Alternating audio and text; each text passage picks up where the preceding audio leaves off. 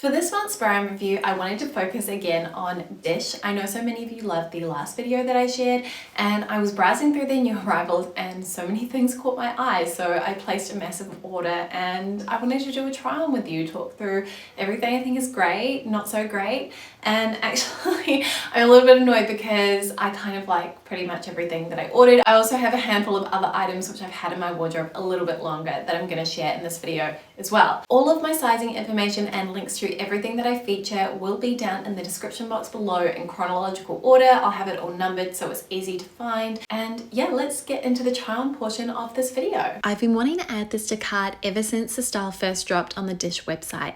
It comes in two lengths, midi and mini, and the midi to me has more of a formal feel.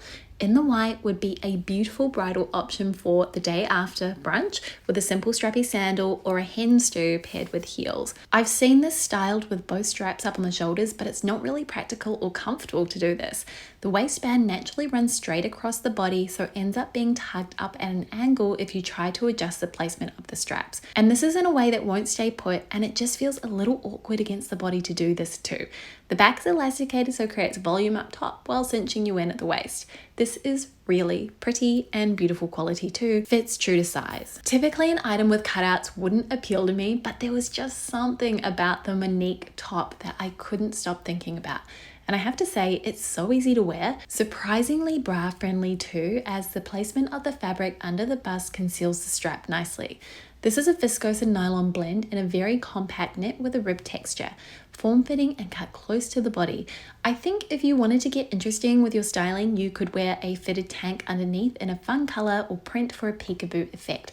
I really like this one, though I do think it's a little expensive given the pricing of their other tops. I previously shared this knit as an alternative to my totem striped jumper. As such a tactile person, I was curious to see how the fabric actually felt against the skin, something I think can always be a bit of a gamble with synthetic knitwear. This is oversized, and I mean oversized. Not only is the fit relaxed through the body, but it's also quite long too. One I'd recommend only for taller girls, as if you're petite, you may find this overwhelms your frame. The fabrication feels a little like Jenny Kane's boucle, but slightly softer. It has a bouncy, smooth sort of hand feel to it. It is 88% synthetic and 12% wool, so it's anyone's guess how it will hold up in the wash. But honestly, this is one I'd probably give a miss. I think you can easily find cotton, wool, or cotton and wool blends at a similar price point, which will truly last the distance. DISSH does elevated basics well, by which I mean I find both the cut and the visual textures of their simple tops appealing. I added the Goldie long sleeve to cart to act as a neutral alternative to a top I have from Base Range. I liked the boat style neckline and exaggerated sleeve length along with the wide ribbed knit. Though on the body, it didn't actually cling in the way that I'd expected, and it is slightly sheer even when wearing a skin toned bra. The fabric has more of an earthen, raw feel, and it's malleable but not slinky soft. You'd be forgiven if to the touch you thought that there was some hemp blended into the fibers, but it's actually an acrylic, linen, and tensile blend. To me, this top is just okay. I think the brand offers nicer versions of a long sleeve fitted knit top, and the acrylic content made this a no for me in the end. Shoulder pad tanks may have had their moment many years ago, but I still think this signature cut is a worthwhile variation on the sleeveless singlet. The Aiden muscle tank is fully opaque, which is the key, as it means the shoulder pad detail isn't visible through the fabric when worn. One of the best ways to wear this? Under a slim fitting knit. It's a simple way to add structure and make an older piece in your closet feel new again. This is 100% cotton, and it has a thin drapey quality which feels elegant against the skin. Another good basic, and this gets a big thumbs up from me. A formal strapless top like this wasn't on my list of must-haves, but I was curious to see how it looked paired with the matching skirt. This girl here loves a set. The fabrication for both pieces is the same, so let's chat about it now. It's a poly, rayon, and spandex blend. While it isn't stretchy, it does have some flakes to it. I like the Rouge detail across the front. I think it adds some visual layers, and I found that this fit true to size, but I'm not especially busty, so keep that in mind. There is a little band across the top seam which adheres to the body. The zipper I found a little bit sticky and hard to get going. It does open up fully though, which makes it easier to get on and off, and I appreciate that. Cute if you're looking for a more formal strapless top. To match the strapless top, the Rouge skirt. This has had me in a chokehold for weeks. I really like the bone color. It's creamy but doesn't pull yellow or pink. This has more of a grey undertone to it. I thought it was a nice piece, but the fit on it was a little bit odd for me, sadly. I went with my usual size 8 and felt the waist fit on the large side. So while the hips were just right, it had a little bit of slack at the waist where I felt it should be a bit more pinched. I wouldn't consider sizing down either. The key detail that appealed was the ruching across the hips. This creates visual interest through that beautiful draped effect. Paired with the strapless top, the ruching gave me an hourglass effect which felt really well proportioned. I also really love that asymmetric side slit detail which adds some nice movement to the skirt. To complete the look, the Rowan Bone signature blazer. Again, another piece I've been dying to try on, and I think a really good version of a relaxed boyfriend style blazer. It feels eased out with room through the body but not oversized in that exaggerated Frankie shop kind of way. If you're petite, I'd say you'd want to get the sleeves taken up at the very least, possibly even the length if you wanted a bit more control over the fit. I do wish that this didn't have tortoiseshell buttons. To me, it feels a little incongruous with the formality level of an item like this, given it's made from a suiting material. Stick with your usual size if you want to get that relaxed fit. Aside from its suiting, DISSH is best known for their dresses, and more specifically their linen dresses. Another one of their style stories that comes in both mini and midi length was Leilani, and I decided to opt for the mini as I thought it would be a cute, playful style for the summer, especially with that little twist and cutout detail at the waist. Overall, the quality of this is really nice, but I just don't think it's doing anything for my figure. Instead, making my waist look broader rather than smaller as I'd anticipated. If I was placing this order again though, I'd opt for the midi length instead. I think it just has a little bit more impact and the cutout feels more balanced by the modesty of the length. I purchased the Sienna knit tank a few weeks back and I was really drawn to the plissé knit and high neckline, the latter of which I especially like as it peeks out of the top of sweaters when worn as a base layer. It's a viscose and nylon blend and has a form fit but with lots of stretch. A really good option for the office under a blazer and quite thick too. The white is fully opaque, there is no sheerness happening here. This is an absolute win, really fantastic value for money too. I actually recommend their Sienna knit pieces over anything in the Harper style story, as the Harper is really quite delicate and prone to getting pulls. One of those pieces I bought to utilize as a staple base layer, and I'm very happy to report that it delivers on all counts.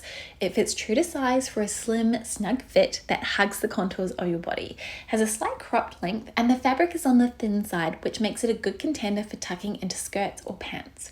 The composition is a cotton and viscose blend, which is a little off piece for me as I'd usually seek out something that was 100% cotton. But what the viscose does is add a silky hand feel to the fabric as well as a slight sheen. Also pleased to report that it comes out of the wash looking like new. Would repeat purchase or buy in another color, the price doesn't break the bank either. Perfect pants, when it comes to the fit at least. The Rowan pant is what I consider a DISSH icon, a piece to me that is synonymous with the brand along with the rest of the Rowan collection in addition to their beautiful dresses.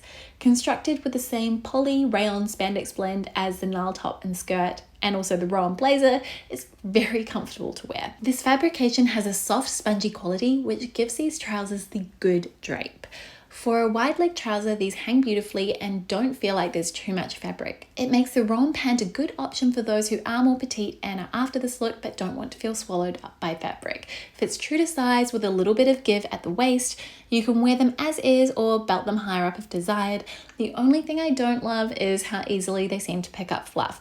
It means that they come off looking a little messy. I think the bone is a better bet if you're choosing between the two and can't decide. Perhaps my favorite item I have in my wardrobe from DISSH, and severely underrated as far as I'm concerned. 100% wash silk. The quality of this is on par with a similar style I've tried from Mal, but at a lower price point. You can get so much movement with this skirt too.